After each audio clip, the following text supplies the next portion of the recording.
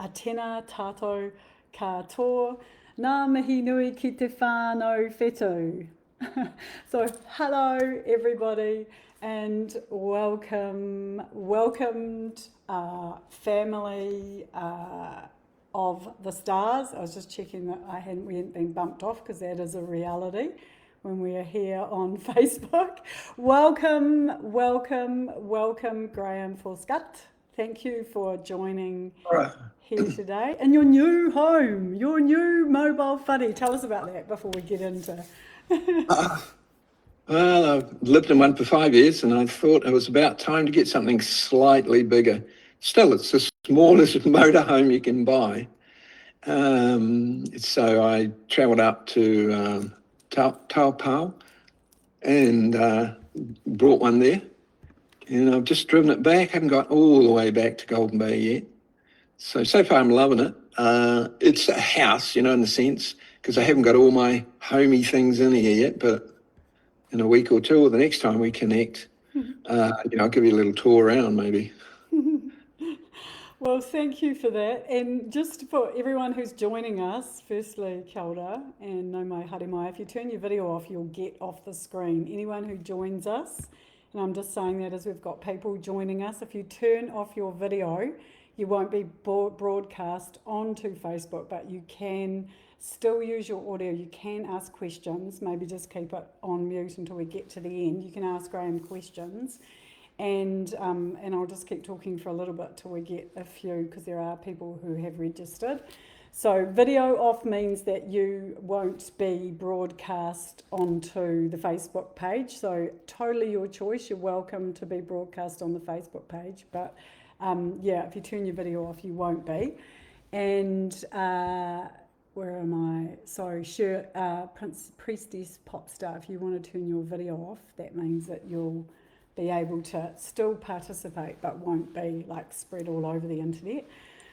So I've just given a mihi to you all, and if you're joining us now or if you join us afterwards for the replay, welcome to this place of the stars and the galaxy and centered here down on Earth. Graham is joining us from Tahuna Nui in Whakatu in Nelson. And I'm joining from the swamp, or Tahi Christchurch. And so wherever you are, welcome to this very special broadcast for the Whero New Moon. And kia ora, Shirley, thank you for that. Hello, shining ones, what a buzz. Yeah, what a buzz. There is a buzz in here, Graham. And I just thought, just as we're going into it, if I just open and seal our space for today, I was going to do a real simple karakia. So in the wahine way of chanting. So again, just inviting you, if you wish, to close your eyes and just take a moment and a nice deep breath and just feeling into our ancestors. Menoi tātou,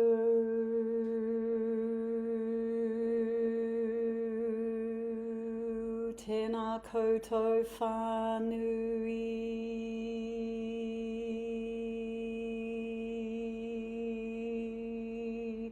aroha mai,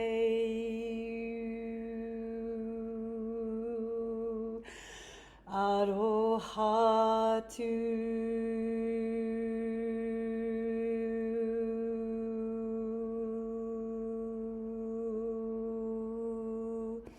Whakaio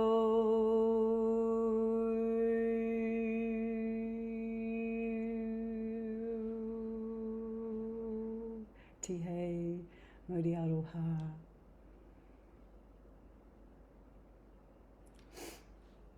Oh, I think I might have slowed down a notch or two to get ready to speed up. Here we go, Graham. Thank you again for joining, and thank you everyone who is joining us. We're here for Whero. Welcome everyone. So really it's easier if we're looking at the chart, if we want to do that. Just before we get there, can I just say a little bit about Whero New Moon from a Maramataka perspective? So the Whero is the reset, it's the dark patch before where the moon has no light because the Earth is in the way of the sun's path. And in the Maramataka, which is primarily a moon calendar, and when you start to embrace this, it's very significant in terms of our relationship with the Te Taio and our ancestors. And it's a starting point for most of us as we come into understanding more of our wairua, which are the two rivers, the universal flow of ancestral guidance and the physical, the one that we're navigating all the time. So that's the first place we start. But one of the things that I've really enjoyed about coming to know more of your work, Graham, is that geoastrology, and we're going to talk a bit about geocharts in a bit, geoastrology, or the mainstream astrology, 90% of astrology is focused on the planets. And then when you get into galactic astrology, it's just like throws everything wide open, and it's just like everything that you could possibly see and then beyond, and brings in that whole spiral. So just with that little opening, the new moon is this kind of, particularly in Gemini, which is thoughts and localism and, you know, connecting through our siblings and connecting through our words and how we share the seeds that spread in the crop. Do you, what is your kind of like, do you consider the new moon to be an activator of a new state of thinking or driving you out to the galaxy? How do you use a new moon, Graham? Generally, I don't use a new moon, but new moon is, well, the moon is the second chakra. It's your home life and, you know, close to home sort of feelings and feeling comfortable and things. Fifth dimension. So in my mind, the three-dimensional new moon has all the traits and qualities and characteristics that all the astrologers can talk about, and that's fine. I use the geochart under some circumstances. And when we get into the 5D reality, well, then we see it from a different point of view. I don't know whether you know this, but, you know, the moon was sort of pre the Earth in the sense, goes back into numerous cultures. The Earth was seeding, the moon was seeding the Earth. You know, some claim it's like a spaceship. And inside that spaceship, there's a bunch of ETs, or there used to be. And there's been battles going on between the local inhabitants here on the Earth and those in the moon for a long time. And when NASA landed on the moon, it rang like a bell. So they were shocked to realize, wow, that shouldn't sound like that if it's, you know, if it's a thick body rather than just a shell. So there's a number of different ways to see the moon. I really enjoy the permaculture moon cycle with when you're planting, and, you know, that's part of what you're doing there. So there's numerous tangents, I think, that are relevant and can explore. I think that's a really interesting point, because for us as Māori, like the Maramataka is pretty much, well, not just the Maramataka, the stars to some degree, the whetū, and particularly the Milky Way, our ancestral waka. That's starting to, some of that knowledge is starting to be reclaimed, but primarily we start with that relationship with the moon. And I loved reading the book Our Moon by Rebecca Boyce about the moon and the Earth being planets that collided.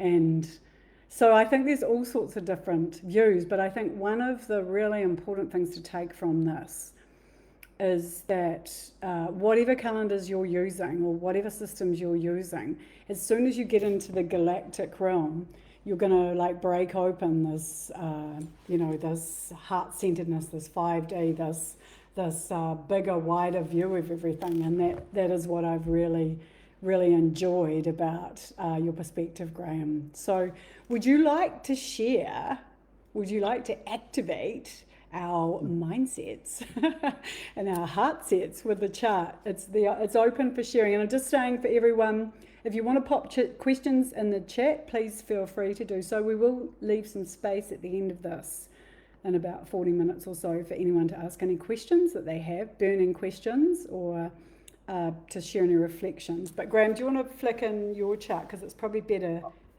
if you share your screen, you're able to, and then let's get into this reading activated by Whiro, the new moon. Here we go. There it is. Awesome. And we're still so live on Facebook. That is a bonus. Cool. So you can see that chart okay? I'm going to blow my screen up a little bit. Yep, I can see this chart. Okay. So there's the chart for the new moon. I'll explain what we're looking at. Of course, we've got the normal zodiac there. The galactic center's up the last few degrees of tropical Sagittarius. Over here is the Eye of God. This was Lyra, the home base for the human genetics, sprung out as a thought form construct idea from the galactic administration towards Lyra. Then that birthed the original DNA that humans sort of are built around. Eventually that sun supernovaed. Now it's called the Eye of God. So that's out there at about 18, 19 degrees of tropical Capricorn. And then we've got down the bottom here, we've got the Earth here. So this is today, or the new moon is about 6 degrees, so 5:55, about 6 degrees there. And that's at tropical Sagittarius, 6 degrees Sagittarius. And then the sun, of course, is in the middle. And in normal geo-astrology, you would project a sun down here to 5-6 degrees of tropical Gemini, and you would project the moon down here as if the moon somehow is in Gemini, whereas in fact the moon, of course, is not in Gemini. So the sun's in the middle here. The Earth takes 30 days to go from there to there through one sign, three round here for the 365 days. So the Earth is traversing through this point, this area around the zodiac. The moon, of course, is going around the Earth like this. The moon is not taking off independently and going around here. So that's the first misconception about what we're looking at when we look at things through 5D eyes. So it does, when you look from the Earth, I just want to ask you, because you just covered a lot of ground there. I'm just going to because we've got to bring it back to all of the mere mortals trying to absorb this. I asked a few people how about the last live, what they understood, and I think I got a 70%. So, quick couple of questions here. Explain what is the difference with the 5D and a helio chart. Just explain it for anyone who's joining us who's going, okay, can you just explain this to me? Okay.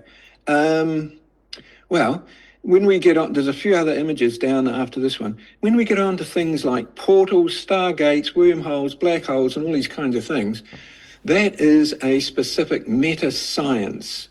We can use our imagination to kind of, and our intuition and our psychic and so on, heartfelt energies, to traverse a stargate individually, and sometimes we could do it as a group, and it's kind of works. But if we want to become a galactic faring race, or if humanity wants to grow up and become part of the galactic community, then it's going to have to do things in a very precise, orderly way. I'm going to use the movie Stargate.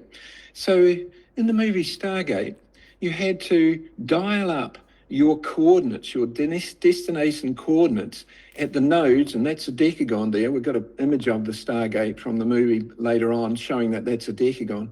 So you had to plot in your destination coordinates. At the destination, wherever that is, that Stargate had to be active, otherwise there was no way of getting there. We're going to be talking about that more later. So to activate the portal, the Stargate, which is a decagon is a golden ratio construct, a golden ratio polygon. It's the only golden ratio polygon where the radius and the edge length are based around the mathematics of the golden ratio. So when we look at the solar system from the sun's point of view, then all the planets, they're orbiting around the sun, their speeds, their relationship between each speed and each orbital time it takes, 1 year for the Earth, 224 days for Venus and so on. Those orbital periods that it takes the planets to go around the sun are based on the golden ratio. The distances out from each planet, going from the sun to Mercury, calling that 1, and then plotting golden ratio harmonics from the sun to Mercury, that is that's golden ratio. So space and time are unified. This is what Einstein was trying to discover. space and time are unified by one formula. And that means that we can use the heliocentric astrology, where the planets truly are based on the golden ratio, to plot and navigate through stargates far more coherently, especially as a group. If a group wants to transmigrate, not just astral travel or connect to a star, but wants to transmigrate and set up camp on another planet in another solar system, then that requires exact meta-science. So that's why when we use these charts, we're working towards a time when in the fifth dimension, those on this planet that want to transmigrate somewhere else completely and stay there and set up camp, then this is the mechanics for Stargate portal travel. And this kind of astrology is kind of like the earlier phases of being able to do that. So can I ask you a question here? Because it's really interesting, just the perspective that in my own experience, what I've loved about galactic astrology is actually bringing my ancestors down. I hadn't thought about is that also something that we can use these divine codes? Because can we bring our galactic inheritance, our galactic whakapapa, I call it the whetu whakapapa, the star whakapapa, can we also bring that down to, like join us in our mission on Earth? Or do we just use this to, to go home or to see new homes? Well, in my view, any race, any advanced race that arrived here into our solar system, landing on our planet Earth, transmigrating here to Earth, not just visiting in an astral or an out-of-body state or light body, then they had already mastered what we're talking about here. So if they are looking at us, they can see, oh, look, here they are, they're getting ready. So sure, we can invite them in. They're already looking. They can see we're getting ready to become a galactic race as well. So another way of saying that, already in 3D astronomy, they've got telescopes which can see other planets around other suns, other solar systems. They can see planets.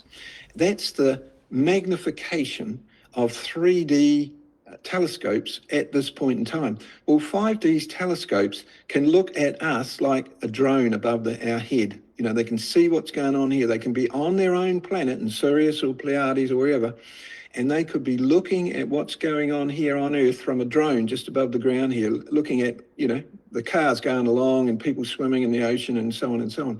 So certainly, if our intent is to invite our ancestors from elsewhere to interact with us here, they can see that we are doing that. They can see that is our intent, and there's no reason why they can't make, step forward and introduce themselves.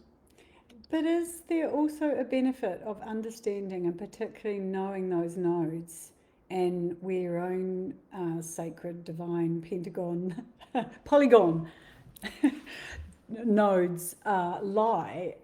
Is that a way of, because it's not just about the universal experience, it's also about we are physical beings on physical Earth having a physical life, and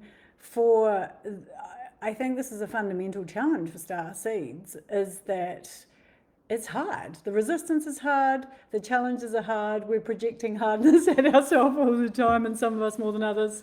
So do you think that this actually helps you to feel more comfortable before you decide to transmigrate and go home?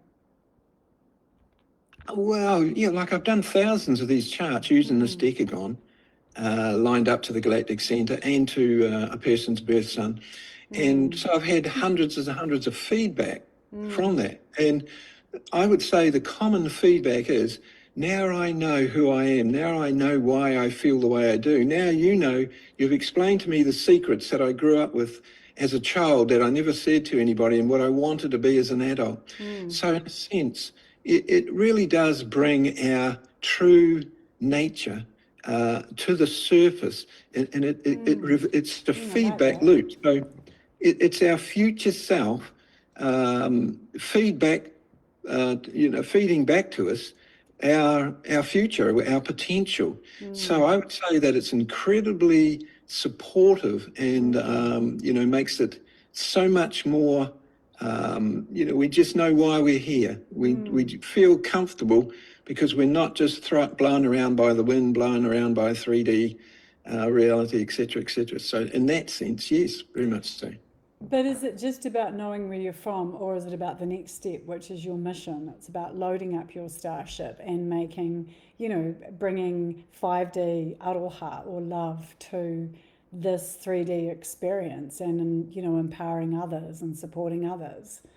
Is it also, does this understanding this kind of the helioastrology, is that going to help you?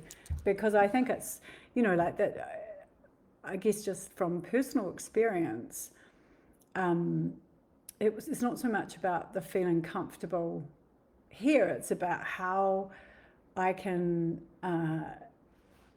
find tools and practices that mean that I can share with others and help others. I'm here to be of service. Is that something that you think that can be activated by understanding more of this helioastrology? Absolutely. Anybody could just go to my feedback page on my website and just read through what people are saying there. I've never asked for feedback, but that's what I get. So, people just, the chart with the helio, with the decagon, with the alignment to the galactic center, reveals why we incarnated here. It reveals our assignments.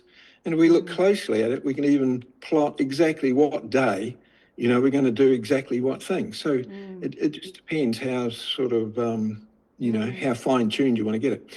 And I'm just going to drop in here that I'll put Graham's links to his website, Galactic Astrology Academy, below in case anybody also wants to find their own divine codes within the alignment to the galactic center, because that is something. And let's get into this chart, because I've asked you lots of kind of questions about your framework, but the galactic center is always under, we call it te kore, which is the point of nothingness and everythingness, and it is the central light atia, or standing space of us and everyone around us, and matewa, all throughout time and space.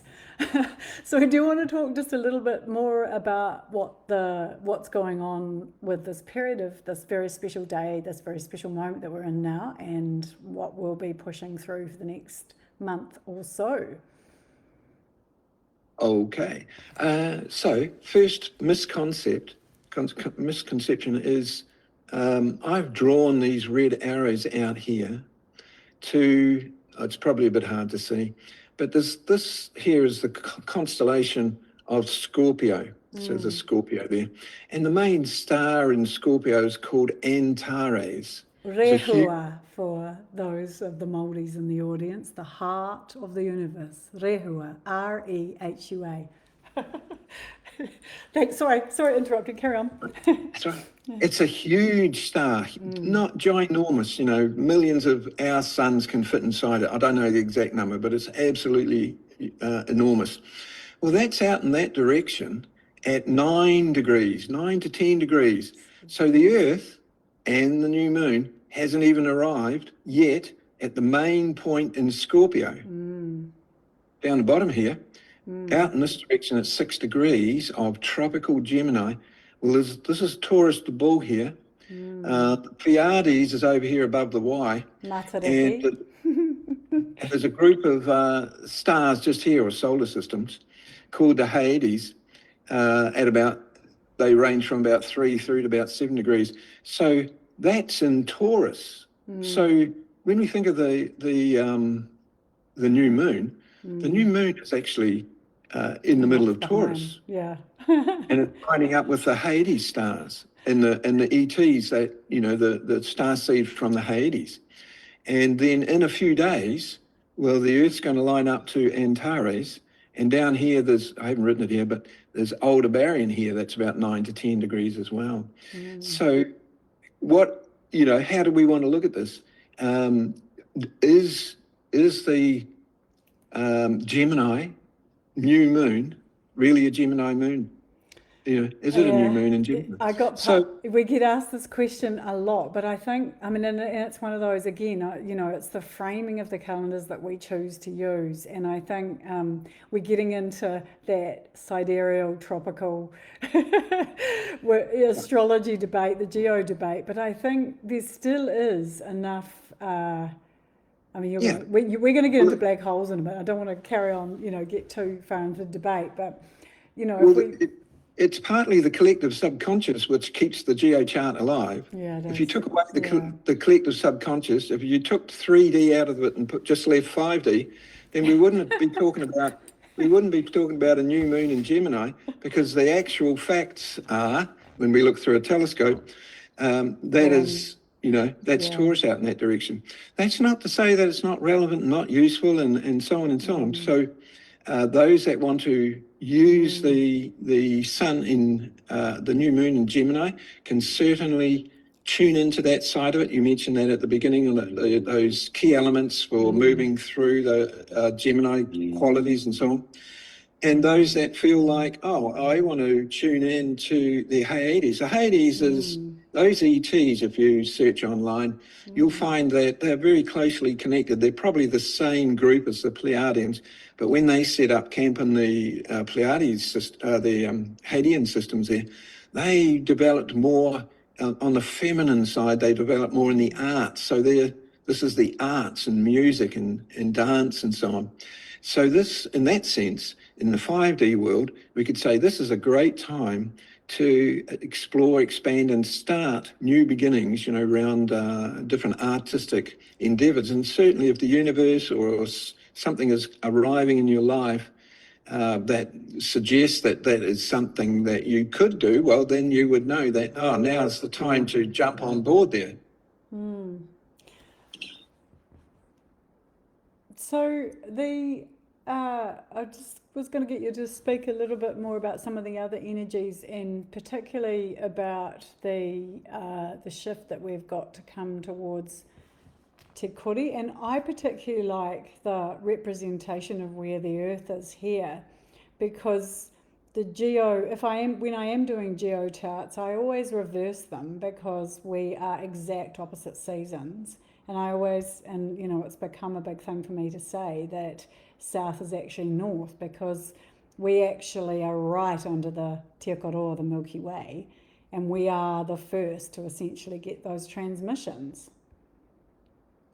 Yeah, well, the Milky Way is about 30 degrees south, so probably top of the North Island might get that. When you swap it seasonally like that, north south and winter to summer, in the other part of the world now, that's okay, and I don't have a problem with that. But when we're looking at the Earth, they're orbiting the solar system, and it's lining up with Antares or the Hades and so on.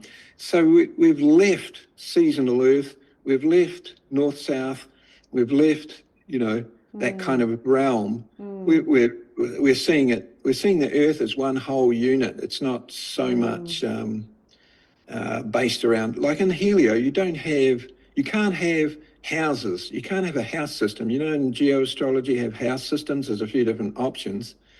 So in geoastrology, the house system is based on where you're born, the latitude, longitude, where you're born, which is all relevant. And I'm not ditching it or anything. But in the Helio, well, you don't have house systems, because we're not looking at it from the Earth. We've jumped into the sun, and we're looking at it, we're star seed, we're sun seed, we're stars, potential stars. And we had to come through our sun to get to the Earth. We didn't come from outer space, flying in past Neptune, in past Saturn, in past Mars to get to the Earth. We came through. I don't know about that, Graham. I definitely think that some people come straight through Mars, because they're definitely Martian. Well, you can come from Mars to the Earth, no doubt. Yes, you can come. Okay. That's good. but you can't come from you can't come from another solar system.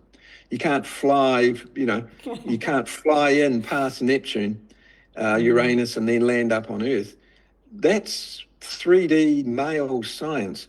But the feminine, you go into the center, the heart. So you go into the center of the sun, then from the sun, two locations can interact in real time, plotting your Stargate, your destination coordinates.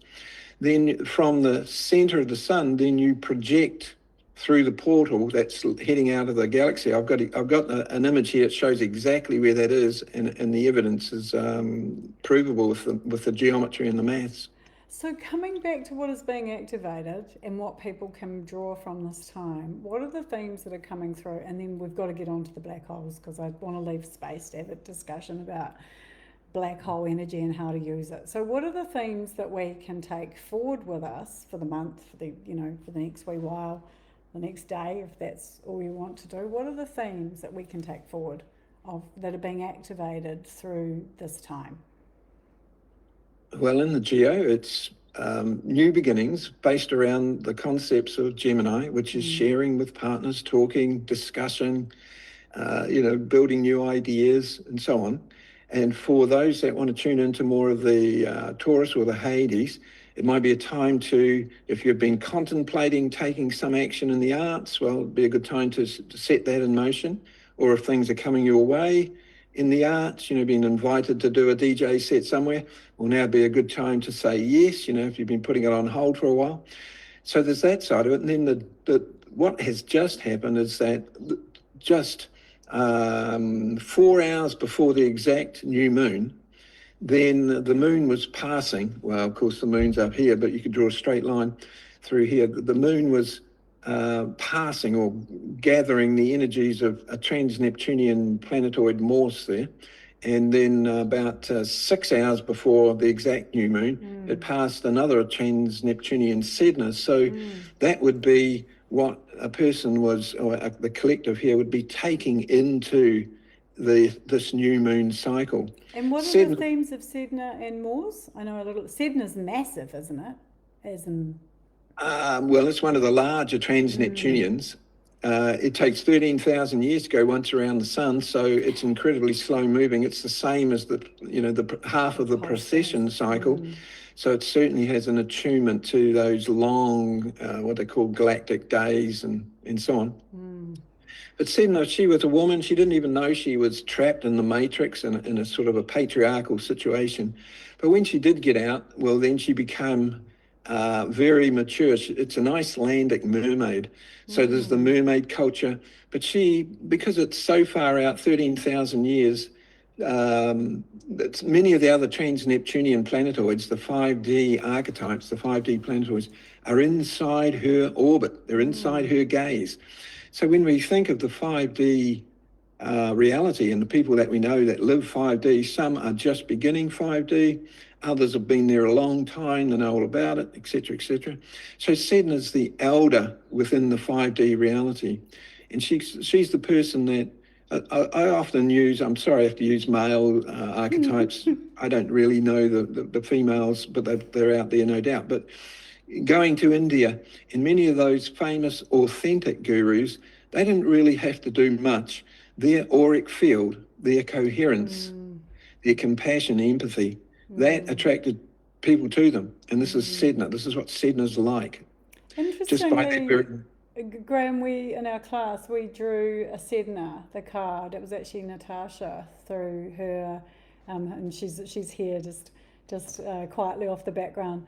And infinite supply and linked with the oceans is the card that we drew. And Natasha, I mean, she can come speak later for herself, but she connected with an Inuit producer,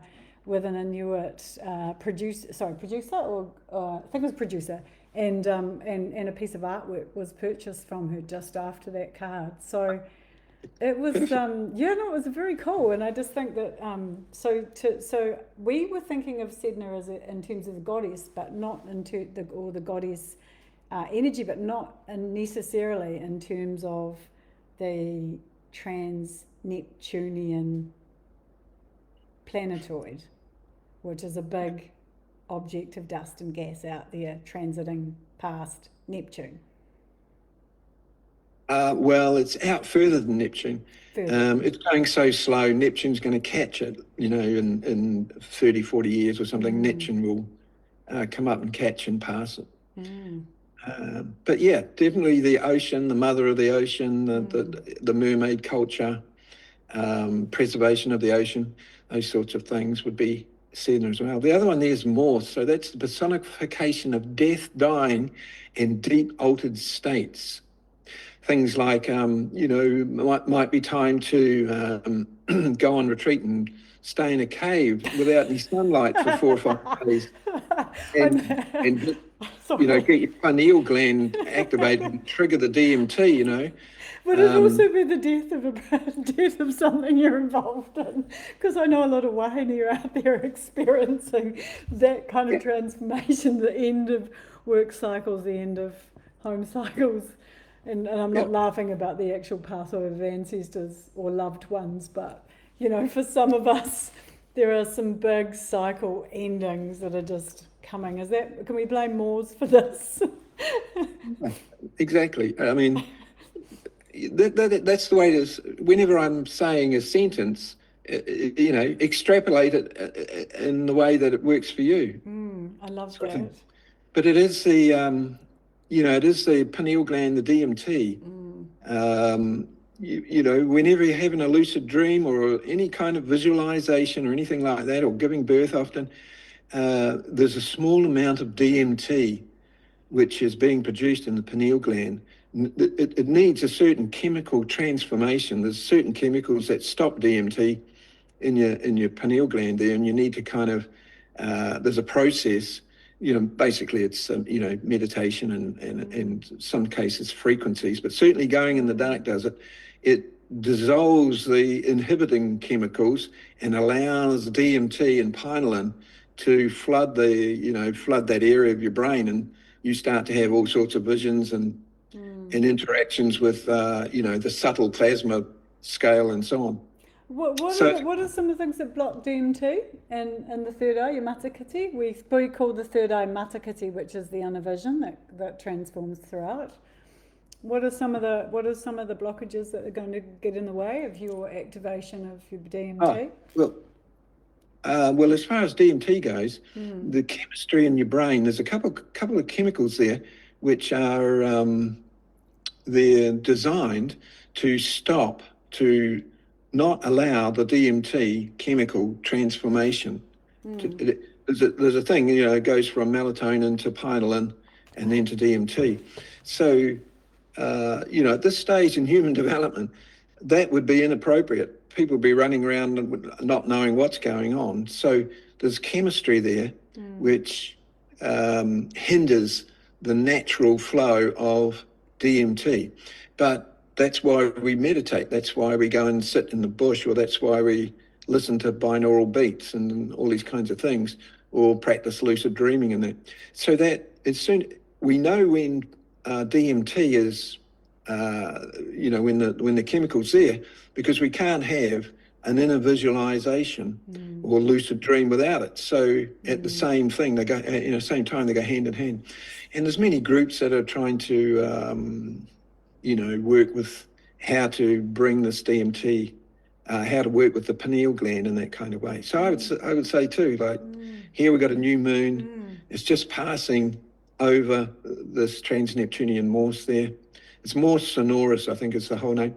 And therefore we could sort of explore that realm in the way that we see fit. Through meditation, through meditating in a cave, all these things that are ring very, very joyfully in my heart. Can we move on to black holes? Because I would like to spend some time with you here, and also just to clear up some misconceptions of black holes. Oh, I like this. Woo, woo. Okay. So I'm probably going to scoot through this because, we're getting through time here. So this is a torus, a donut. Science and physics and metaphysics will tell you that everything is a torus, whether it's a photon or a galaxy or the universe, in the sense that down through that blue line there, spiraling down through there and then out and around, round through it. So that torus going in and spinning around like that. So that is an entity. That's the primal entity. Doesn't matter what you call it, whether it's the highest spiritual or whatever. The very first event, the original whatever, is a torus shape. And it's, as famously said by Buckminster Fuller, there's no such thing as one. There's either none or two, because the torus has got an inside, it's got an outside. It's spinning one way, it could spin the other way. It's got an input and it's got an output. So this is the first thing, first something, whether you call it the higher self, the oversoul, God, whatever, then this is it. And it can't be one, it must be two. So there's a, because of the dynamics there. But when we go on and have a look here, of course, we get into the spiritual, and here's the heart, and around the heart here you've got, I don't know whether you can see that, fine lines there. There's a torus shape there, and then a larger torus. This is harmonics of our auric field, called astral realms, astral sheaths and different names, mental, spiritual. So that's centered at the heart. So the plasma field, the invisible plasma, which everything's made of, the size of these fields, which our heart is generating when we're feeling love, empathy, compassion, the heart of the field, the radiation of the plasma, is mappable in golden ratio sized donuts or toruses away from the heart, the same as a stargate, the same as a portal. And here's that same shape there again, the donut shape going in through and around.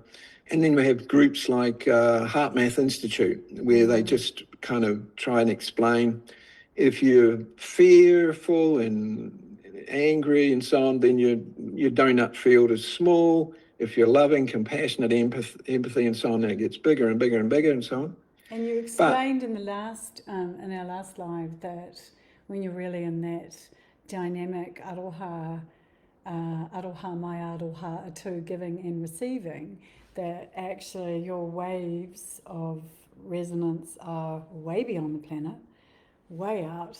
And I think that that's something that I've really amplified through hanging out with you, Graham, is like I go into the sun and do my aroha work, or I go into Te Kore and send it out through the galaxy now. And I know others do as well. It's just so much fun. It just feels really good. So in one way, we could say that a person, you, me, each person is one donut field. I'm just saying that at this point, there's one donut field. Call it our aura, call it our heart. But then in each of us, as well as that, in our brain, there's what they call, if you can see this over here, Thalamus. In the center of our brain there's two lobes. The thalamus has a left and right side. The thalamus is right in the middle of the brain, and it's kind of the coordinator in the brain for all the different feelings. It connects to the pineal gland, the pituitary gland, so on and so on. It's kind of like the navigator in the center of the brain.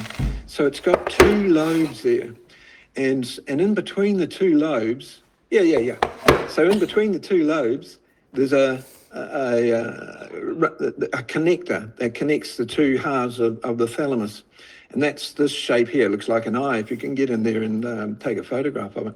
Well, we've got this kind of eye shape again. I got it when I was learning hypnosis, but I think this is the brain stem and this here, is that the thalamus? Right in the middle. There's two parts of it. Yeah, I guess so. If you've got two of them there. It's a bit hard to pull together. Yeah. So there's this is how, in one way, in our brain, we've got two Tauruses meeting. So at our heart there, we've got one Taurus, and it expands out harmonics and so on, away from us, forever, potentially. But in our brain, it's a little bit different. We've got two Tauruses touching each other. And you need two Tauruses touching to create the Stargate. So that is why we have these experiences, like clairvoyance or lucid dreams or visions inside our brain. It's when those two, plus the DMT, it's when these two left-right thalamuses when they're active, and the link that runs between them here is it's all alive. So, and then that feeds the rest of the brain, so livens up the brain there. It's a central kind of unit there. But now we go on to a little bit. So are you saying the thalamus, the donuts are also part of the black hole? Well, that's how a black hole is created. Ooh. So here we've got an image of the Milky Way, and we've got this, like in 3D astronomy, there's jets coming out of the North Pole of the Milky Way. Same under here. So those jets in this 3D astronomy, they don't know what they are. They just think, oh, there they are, it's a jet. But no, that's the throat. That's the throat of the torus coming down there and meeting in the center. Here's the human brain again with the two spirals here on either side of the brain, left, right brain, etc. Here's the galaxy again, like that. With the two, so here it is, these two cones here, these two cones meeting. So that's just an image here. We'll get into the maths and geometry of the precision of it, but that's sort of what it looks like to create an entity, to create a person, to create a portal, a stargate. But we're going to get to that. We've got a couple of fun images here just to look at. So here we have two people dancing. They're holding hands. So each person is one torus. So one torus is there, one torus is there. Now, it is measurable, and it's been proven not by me, but many others, that the length of our fingers and arms and joint to our elbow, that's all based on the golden ratio there. That's what that means. 1.618 as compared to 1. So our body, our arms, based on the golden ratio. Now we go back to the torus. Now each torus is a golden ratio torus. So two toruses, two people, and you've got them in our arms, and we're going to get some other images for our teeth and our ears and so on. So when two people are holding hands here, they are creating a stargate. They are creating a portal right there where their fingers meet. Each length of the golden ratio is getting shorter. It's still the same harmonics of the golden ratio. Good reason to hold hands, wahine ma. Good reason to hold hands, that's right. And to rub your hands up and down your arms, activate. Yes, yeah, exactly. So this is the bliss of dancing and so on. So two people, two single toroidal fields have smaller and smaller toruses. You can kind of see it here. That's the toruses coming together, or the spirals of centers of each torus coming together at that point there, where the fingers meet. Well, that creates a portal. That's a stargate right there where they meet. Then, if you've got the destination coordinates, two locations can interact in real time over any distance. But then there's specific geometry to that. We'll get to that in a second. It's the same with hugging. Of course, our hands and arms and joints and our feet and so on. So when we have two people hugging, we've created a portal. We've created a wormhole, a black hole, a stargate. So these are simple things, that are relevant in our life on a daily basis. And it's just showing why we feel like hugging someone and why we enjoy that squeeze, that tingle of the hug, etc., because at that moment, we've created a stargate. We've created and we've got portal travel. Generally don't have a destination in mind, but at least we sort of get that experience. But then there's other things as well. Everybody probably knows this, or if you haven't, it's easy to find on Google search. Our ear, I don't know whether you can see that. There's the ear shape there, based on the golden ratio. There's the golden ratio spiral. Our eyes, our teeth, our nose, our lips, the thing in the top of the hair there, the crown there. So our anatomy, our body, is based on the template of reality. That's why that's partly why us as spiritual beings, when we have a body which shows the very maths, the very geometry of reality itself, whereas some other beings, they don't quite have that geometry. Now we've got a little bit of the maths. Sorry, there's just a few more here. So here's the again. So this here, this yellow and purple shape, it's a model I've made. Sorry, it's in my old van. That there is exactly what you'd use. I've tried to show it with the green one there. If you wanted to wrap, or if you wanted to create a golden ratio spiral going down to the center of the torus and down to the center, if you wanted to create a geometry, a shape, where then you could wrap that around to get that exact golden ratio spiral to get to this point here, the 0 point, the Planck constant right there, then, you know, there's certain geometric shapes that do that. A 60-degree angle. Now, I'm not talking about a hexagon 60-degree angle. I'm talking about a shadow angle of 60 degrees, which is the cone shape of a golden ratio spiral. So one can come down there. This is one person holding hands with another person who would be going up, you know, there. So I could have put that one just down the bottom and gone up this way. They fit inside this blue model structure here. This photograph of this blue structure is called a dodecahedron. And going down through the face of the dodecahedron, one of these pentagonal faces, that is that conic spiral. It's exactly the geometry. You could slip down that golden ratio spiral. Of course, what you got to do is have two meeting at the center there. When they meet, that's at the 0 point. That's where slower than light speed meets faster than light speed. They all meet there at that point. And then you go back to the geometry again of the decagon.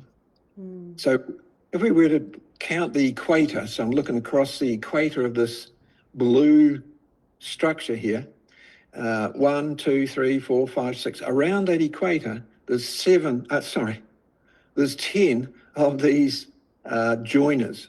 So the cross section of this shape is a decagon, right where these two spirals meet at the 0 point, the speed of light. And the decagon is the cross section. That is why we use it. You know, that's why it's a Stargate in the movie Stargate. Right. It's the event horizon to go through a portal. Nice. And there's more here. Bringing this into, because I'm just conscious of the time, the relationship with black holes and how we can use this. Sorry to push you through this, but how can we bring this through into this understanding of black holes? Because I saw in your slide up above that you said black holes don't exist. Can you talk a little bit about that, Graham? Well, it's not that they don't exist. It's just that 3D astronomy teaches black holes are this, that, and that. It's not that at all. It's where these two cones meet, these two spiral cones, where two people are having tantra, you know, or whether they're holding hands dancing. That is the black hole, right where that meeting point. That meeting point creates the black hole. Those two people, when they're dancing or when they're kissing, you know, the lips are golden ratio, the teeth are golden ratio, you know, the tongue and kissing, things like this. That's all creating mini black holes. That's what they are. So once we understand what a black hole is, then we can go around and create black holes much more effectively.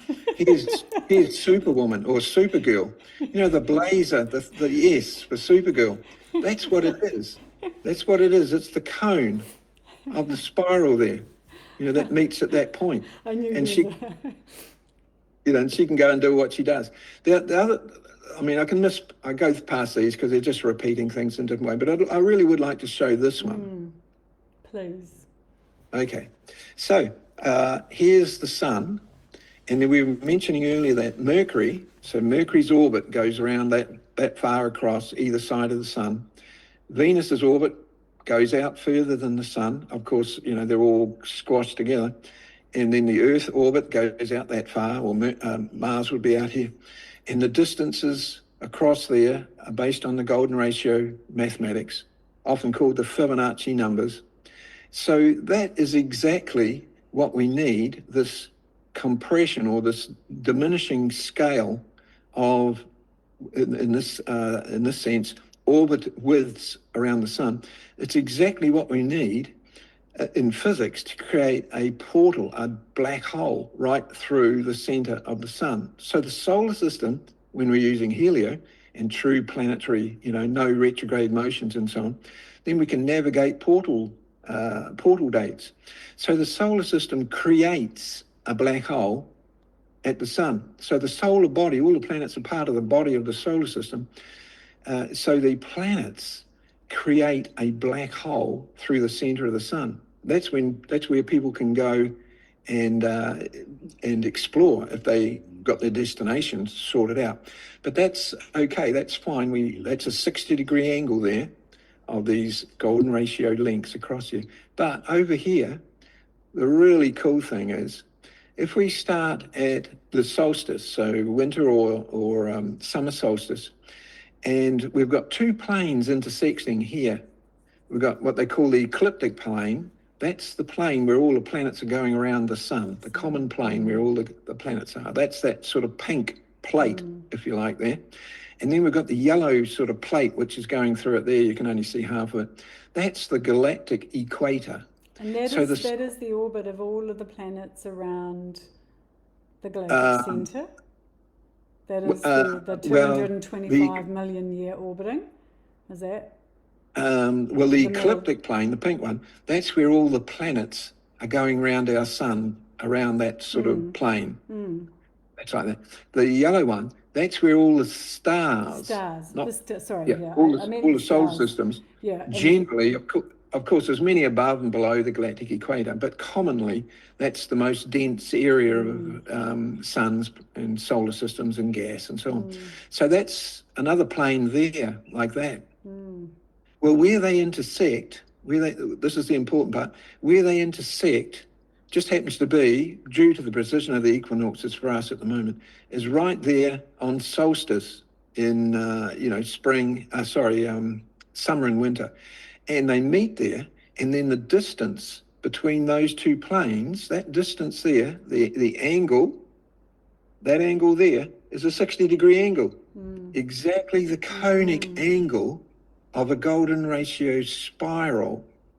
And we've got one coming this way there, and the other one on the other side, and they meet at that point, right at the solstice there, on December 21st, that's when the Earth is there, on June 21st, it's over there. 22nd. So right on that point on the solstice, the angles of the solar system intersects the galaxy's equator exactly at the angle where there's a 0 point right there, where those two pi spirals meet.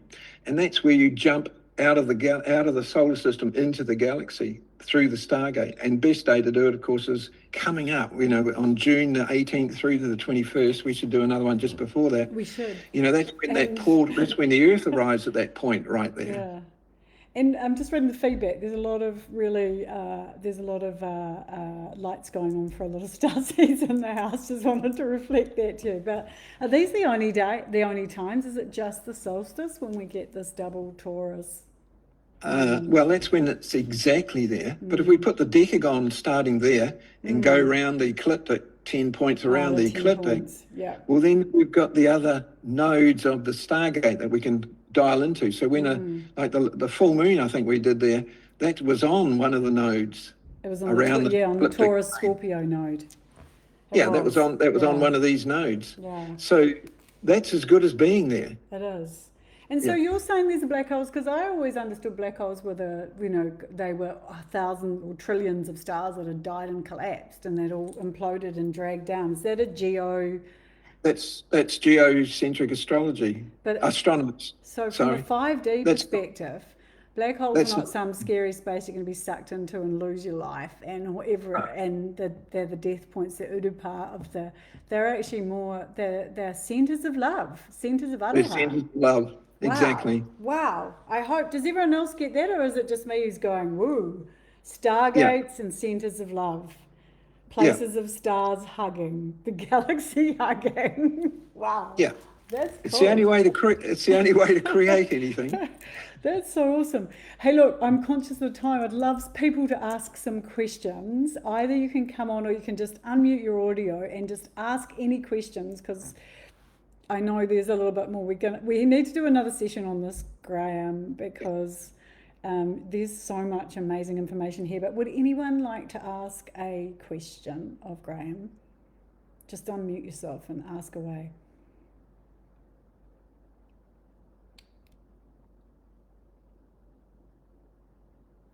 Everyone's gone shy.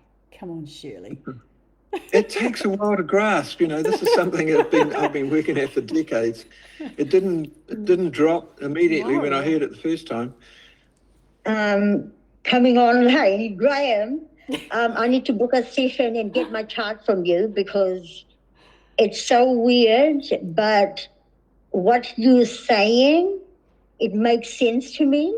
Like it actually does, and it's tripping me out because, I pretty much get everything you said and how it works. So I want to know more. That's my question. Are you taking on students? That's what I said. I've got a lot of this on my website. That's always a good place to start. I've kind of laid it all out there as best I could. Worth going and having a look or read through. But Graham, it's one thing to read it. I find it a bit, I've got to say that when you gave me my chart, and obviously, you spent 40 years, it's quite overwhelming, but it's amazing to hear it. Like some things that I just skip past them in the manual. When you talk to them and then bring it back to those practical examples like hugging, kissing, making love, dancing, tripping around, skipping, all of that sort of stuff, with one or more friends, then it really starts to make sense well, just me anyway, but yeah. Well, I think we're going to carry on and do more, aren't we? So we're going to do many more of these, hopefully, and we can dive in now that we're setting up the framework. We can tiptoe in and get a little bit deeper each time and extract a little bit more out of it.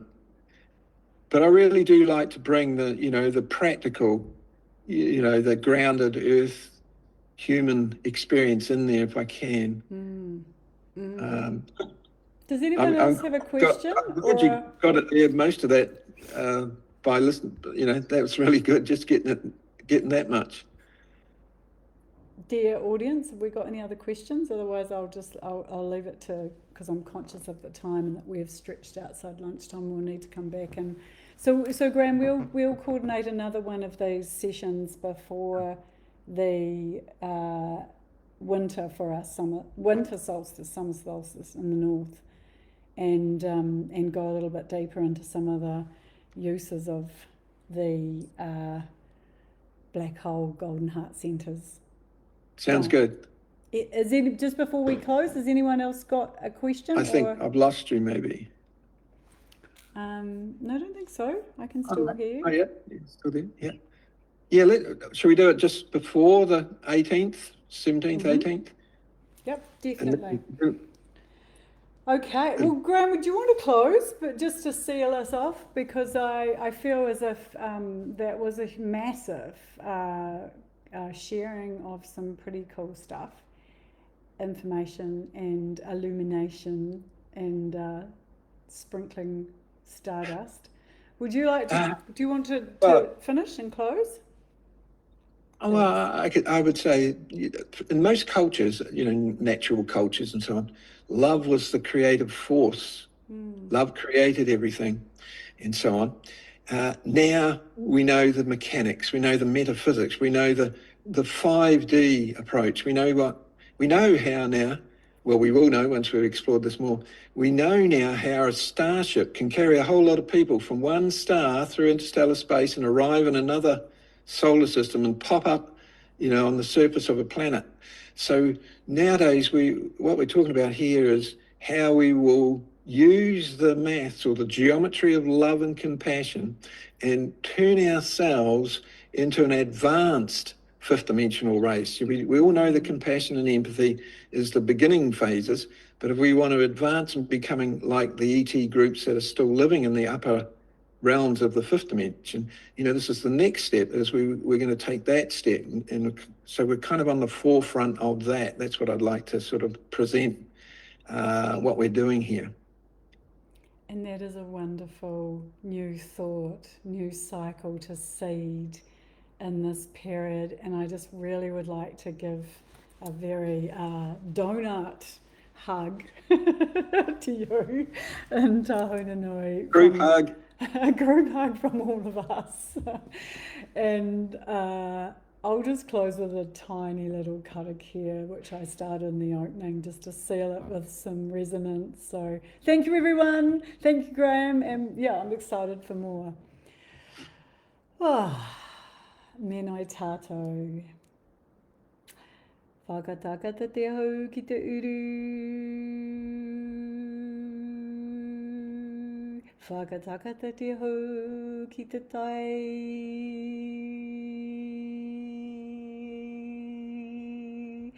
Kia mā kina kina ki uta. Kia mā taratara ki tai. He hi aki ana te atakura, he hio, he huhu, he huka, ti hei. Mauri ora. Thank you, Graham. Thanks, everyone. See you next time. And what I will do is just close off the, we might stop below, I'll just close off the Facebook. Here we go, ending.